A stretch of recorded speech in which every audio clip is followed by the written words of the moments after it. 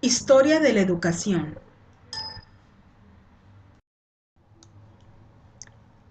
El alumno identificará las teorías y principios de la educación, así buscará obtener una visión global sobre la evolución del pensamiento pedagógico.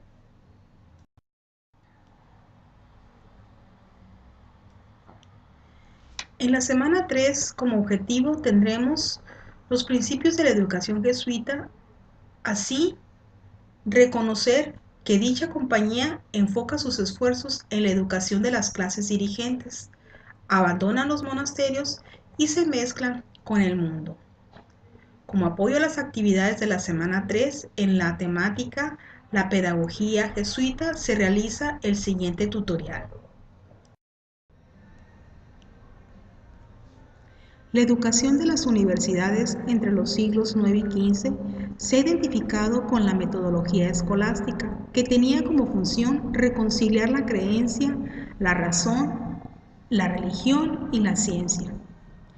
Los antiguos diálogos socráticos de búsqueda dialéctica y cuestionadora para una mejor comprensión, bajo el supuesto de una verdad no absoluta que emergía desde el interior del hombre como reminiscencia en el medievo, se transformaron en discusiones regias el principio de autoridad sobre asuntos de fe y razón, con frecuencia encaradas por un mismo individuo y en las que se aplicaba minuciosamente la lógica deductiva para conciliar argumentos sintetizadores destinados a entender la verdad absoluta revelada por Dios. La Escuela de Jesús, fundada a mediados del siglo XVI, 1534, por el español Ignacio de Loyola, como una organización eclesiástica católica con principios de régimen militar para combatir en el plano ideológico a los reformadores protestantes y al movimiento humanista. Para los jesuitas, como soldados de Cristo, clérigos que se mezclaban en la vida del mundo, aunque sus propósitos iniciales fueron la confesión, la predicción y la catequización, pronto la educación ocupó un lugar primordial en sus intereses. El latín era el punto central de la instrucción, al punto que para ser admitidos los estudiantes tenían que tener conocimientos rudimentarios de esa lengua y se prohibía hablar en otro idioma. Se excluía el conocimiento histórico y de las disciplinas científicas y se privilegiaba la enseñanza de la oratoria con textos de Cicerón.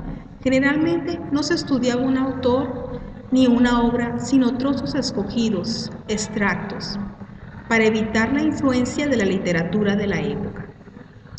Inventaron el procedimiento de lecciones cortas, cuidadosamente graduadas, con repasos frecuentes, periódicos, semanales, mensuales, trimestrales, anuales, mucha repetición oral y la recurrencia a temas breves.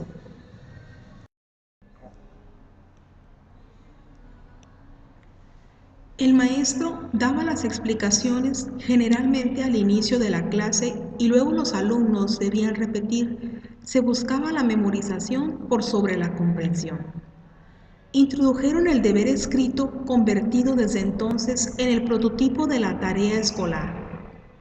Asignaban en forma abundante ejercicios de composición muy variados, así como dictados, porque era necesario evitar el tiempo ocioso. Debido a que para acceder mejor a las mentes se necesitaba abrir los corazones haciéndose amar, era menester que el maestro ganase su autoridad por el afecto y el ascendiente moral. Por ello, evitaba los castigos severos, antes recurrían a promover la emulación y la competencia entre los individuos, que eran subdivididos según sus capacidades y utilizaban notas escolares, además de pruebas, certámenes y concursos. A pesar de que las aulas jesuitas eran numerosas, podían llegar a convivir entre 200 y 300 alumnos. El principio de individualización fue llevado al extremo. En los colegios de internados, los alumnos vivían con sus maestros, Durante toda su vida colegial eran vigilados y dirigidos por los decuriones o ayudantes que eran alumnos avanzados que elegía el docente para recolectar los trabajos y controlar el cumplimiento de los deberes por parte de los estudiantes de la fila de Coria que tenía asignada. Con frecuencia pasaban luego a ser maestros. Los pilares de la escuela son el orden, el control y la autoridad. El orden se materializa en el método que ordena tiempo, espacio y actividad. El control es un elemento central y comienza por el cuerpo, que es sometido a vigilancia permanente, prescripciones y represiones como efectos visibles del disciplinamiento. La autoridad se personifica en el maestro, dueño del conocimiento y del método, quien debe preparar a los estudiantes para su futura vida laboral y social. Para medir los alcances de la educación jesuita, se debe tener en cuenta que sus destinatarios principales eran los nobles y burgueses. Los personajes importantes de los siglos XVII y XVIII fueron educados por los jesuitas, aunque algunos, como Descartes y Voltaire, se rebelaron contra ellos. Otras órdenes católicas se dedicaron a instaurar sistemas pedagógicos de enseñanza elemental destinados a la educación de las masas, como Juan Bautista de La Salle, en 1651 a 1719. Formó una amalgama en cuanto al método grupal colectivo, como el que proponía Comenio, con la visión fiscalizadora de los jesuitas a través de una pedagogía del detalle que reglamentaba puntillosamente la vida escolar, ritualizando la comunicación entre el docente y los alumnos y exaltando la educación moral.